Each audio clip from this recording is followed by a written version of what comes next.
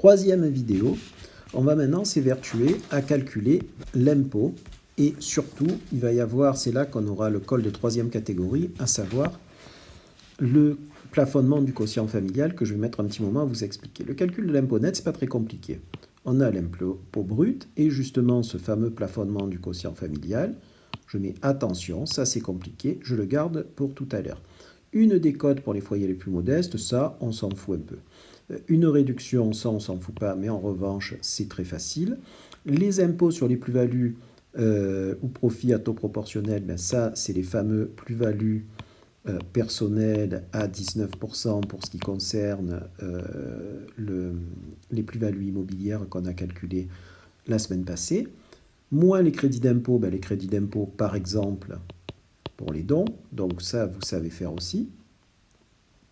Et le plafonnement de certains avantages fiscaux.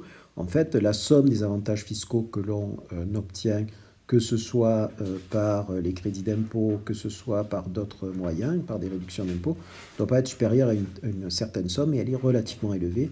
Donc ça, on s'en fout. Enfin, on s'en fout pas, mais ce n'est pas le plus important.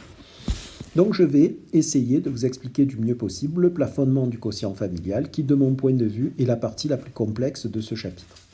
Donc le plafonnement du quotient familial, je vais me servir de votre livre. Si ça ne suffit pas, vous me le direz via Messenger et je vous referai une explication tableau blanc. Donc pas d'affolement si jamais ça n'est pas très bien compris tout de suite. C'est vraiment la partie qui va vous ennuyer un petit peu. Alors je reprends la genèse. En fait, chaque demi-part supplémentaire, les enfants, je vous ai dit que c'était un bon moyen de défiscaliser. Alors je ne retire pas ce que j'ai dit, c'est un bon moyen de défiscaliser. Toutefois, chaque demi-part supplémentaire ne peut pas faire économiser aux contribuables plus de 1 551 € par demi-part supplémentaire. Déjà, première explication, un foyer où il y a papa, maman, j'aurais pu dire papa, et junior 1, junior 2, junior 3. Donc on est sur une base d'un foyer fiscal à une part, une demi, une. Donc nous sommes sur 4 parts.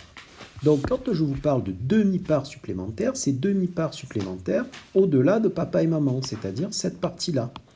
Si on calcule bien, combien y a-t-il avec 3 enfants de demi-part supplémentaire? Une ici, et 2 là, puisque 1 égale 2 demi-parts. Je sais que certains n'ont pas fait de maths, mais jusque-là, normalement, vous devriez y arriver. Donc, si on se demande combien il y a de demi-parts supplémentaires au-delà de papa-maman, eh bien, lorsqu'on est dans un foyer fiscal à 4 parts, il va donc y avoir 4 demi-parts supplémentaires.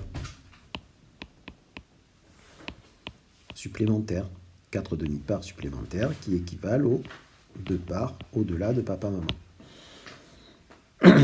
Encore une fois, une part, c'est 2 demi-parts. Je sais que c'est un concept assez compliqué à comprendre pour vous. Là, je vous charrie, mais il faut bien avoir conscience de ça, parce que là-dessus, vous vous trompez. Le principe, ensuite, une fois qu'on a bien compris ça, mais il me semblait essentiel de le faire comprendre, c'est que on va calculer l'impôt brut résultant de l'application de la situation de famille réelle, ici dans mon exemple, avec 4 parts. On va recalculer l'impôt sans les demi-parts supplémentaires, c'est-à-dire avec 2 parts papa-maman. On va calculer la différence entre l'impôt que l'on a calculé ici et l'impôt que l'on a calculé ici. Donc ça, c'est l'étape 3. La 4e étape, on va plafonner, on va calculer le plafond des effets du quotient familial, c'est-à-dire qu'on va faire 1551 fois le nombre de demi-parts supplémentaires. Ici, si vous avez suivi mon raisonnement, c'est 4. On va comparer l'avantage de l'étape 3, c'est-à-dire la différence entre l'impôt dû pour 4 parts et l'impôt dû pour 2 parts. Et on va comparer ce montant, et le montant du plafond que l'on vient de calculer, 1551 fois le nombre de demi-parts supplémentaires.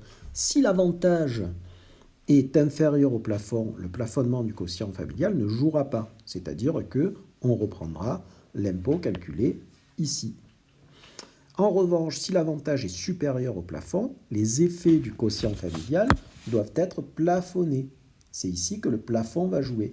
L'impôt brut correspondant est celui qui a été calculé à l'étape 2, c'est-à-dire pour papa-maman, et on va diminuer cela de 1 551 € par demi-part supplémentaire. Ici, 1 551 fois 4 dans mon exemple, ça fait 6 204 €, mais je fais le calcul de tête.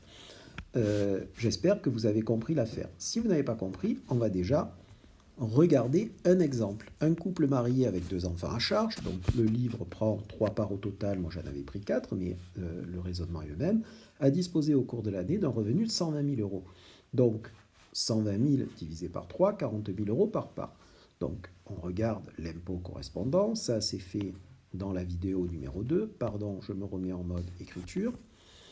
Donc ça c'est fait dans la vidéo numéro 2, et on a calculé l'impôt brut qui serait de 18 606. Très bien.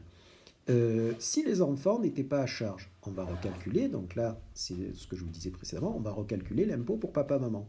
L'impôt pour papa-maman, on ne serait plus dans la même tranche et on n'aurait plus le même calcul. On aurait 24 et quelques mille. Donc, on peut dire que les enfants me font économiser 5 798 €, c'est-à-dire la différence entre l'impôt dû si je n'avais pas d'enfants et l'impôt dû avec mes enfants. Cet avantage est plafonné à 1 551 fois 2. Pourquoi 2 ici? Puisque je suis dans un foyer ayant 3 parts.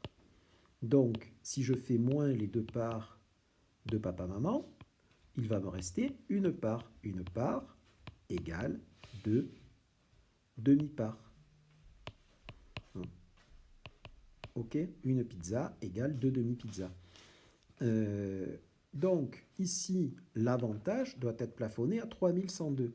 Je vais donc comparer l'avantage que me procure le fait d'avoir des enfants avec l'avantage plafonné.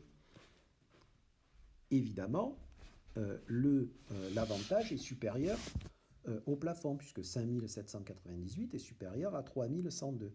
L'impôt définitif s'élèvera donc à bien, le montant calculé seulement pour papa-maman, moins le plafonnement, à savoir 21 302 €. J'espère que cette explication a été bien reçue par tout le monde. Au pire des cas, on refera une explication sur un exercice corrigé. Donc, je vais m'arrêter là pour cette